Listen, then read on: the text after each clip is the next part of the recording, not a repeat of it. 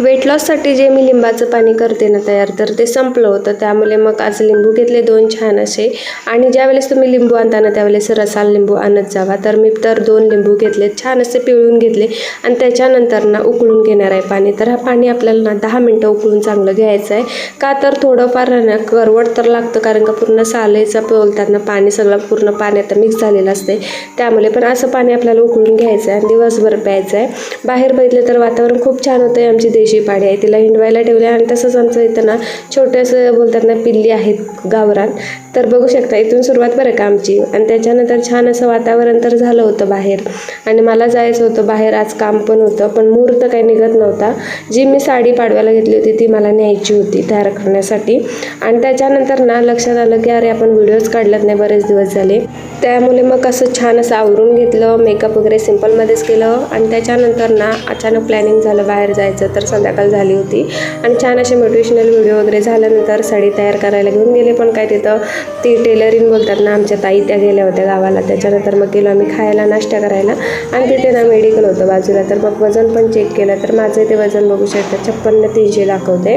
तर आता बघूया काय होते, म्हणजे कमी होते की नाही, जास्त होते की नाही आपल्याला कळलंच. तर थोड्या दिवसांनी मी वजन काटा मागवला आहेच. मग त्याच्यात आपल्याला कळलंच की वजन माझं कमी होते की नाही. पण माझा प्रयत्न तर प्रॉपर चालूच आहे. पूर्ण वेट मला कमी करायचं आहे, 49पर्यंत आणायचं आहे. तर आता बघूया. आणि टार्गेट आहे माझा आणि तो 100% मी पूर्ण करणार. आणि त्याच्यानंतर ना आमचे रिलेटिव्ह आहेत, त्यांच्या घरी गेलो तर छान असं किल्ल्यानं बघू शकता किती छान मावळे वगैरे, मुख्य दरवाजे वगैरे असे लावलेत आणि छान असं डेकोर केले बरं का. आणि त्याने जी काय मोहरी वगैरे काय पेरली होती ना ती पण छान अशी उगवली होती घनदाट. आणि सर्व जे जंगलामधले प्राणी असतात ते असं डेकोर करण्याचा प्रयत्न केले त्यांनी. मावळे वगैरे आहेत, तुतारी वाजवणारे वगैरे, असं सर्व असं महाराजांची सेवा करणारे माऊली वगैरे, पाणी वगैरे आणताना शेतकरी, अशा बरेचसे ना त्यांनी दाखवण्याचा प्रयत्न केले. इथं भाजी वगैरे विकणारे असं. आणि छान असे कोंबड्या वगैरे असं कोंबड्या वगैरे सगळं असं दाखवलं आहे. आणि खरंच खूप छान असं किल्ला केला आहे. मला तर आवडला. तुम्हाला आवडलं असेल तर नक्की छान कमेंट करा.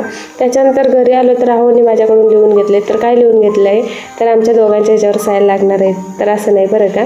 तर हे अर्ज केलेत आम्ही चेकबुकसाठी, तर ते लिहून घेतलं. आणि त्याच्यानंतर म्हशीचं दूध आणलं होतं, लक्षातच नव्हतं, त्यामुळे ते पण परत तापून घेतलं. आणि हा ब्लॉग तुम्हाला आवडला असेल तर नक्की लाईक करा, कमेंट करा. श्वेताजीत ब्लॉगला सबस्क्राईब नक्की करा.